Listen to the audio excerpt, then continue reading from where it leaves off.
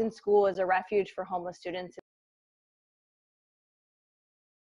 Okay, she's saying Austin School is a refuge. Yeah, right now that refuge now weeks away from opening in some school districts, including Austin ISD. Today, the nonprofit, sorry about that, Texas Appleseed is going to host a free webinar to address some of those challenges and ways that districts can identify and help students whose families are homeless. KXAN's Kenny Rodriguez explains how it hopes to bridge the gap and shares one mom's story. Texas Appleseed's free webinar will go over new school requirements in the age of COVID, resources and services for students who may be experiencing homelessness, because they say there are more students who face homelessness than we know. It's always a challenge to identify homeless students. There's a stigma to being called homeless.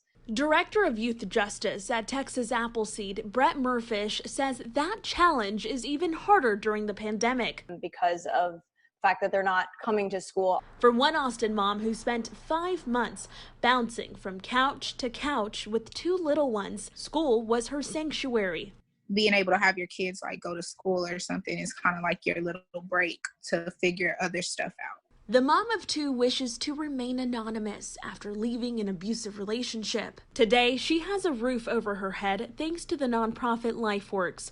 That stability will allow her to help her children with virtual learning. But looking back, the mom of 2 says she can't imagine how she would juggle her children's education and finding a place to sleep. It would be hard to balance all that. That's why it's, going back to that piece of identifying kids. We have to identify the kids that are struggling. It's hard to keep that continuity of education and that continuity when you're hopping around from house to house. So they're really, at a disadvantage. Today's free webinar targets homeless education liaisons. These are the people who work with these students in schools, but Murfish encourages everyone to virtually attend. Back to you.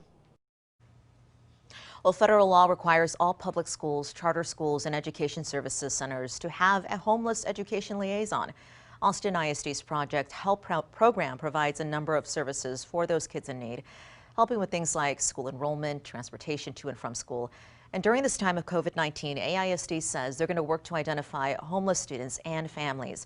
And Mandy, you can give us a better idea of how big the homeless population problem is for students. And this is important for people to know. So the latest numbers from the Department of Education show more than 230,000 Texas public school students experienced homelessness during the 2017-2018 school year. But Texas Appleseed representatives say because of the pandemic, they believe those numbers are much higher.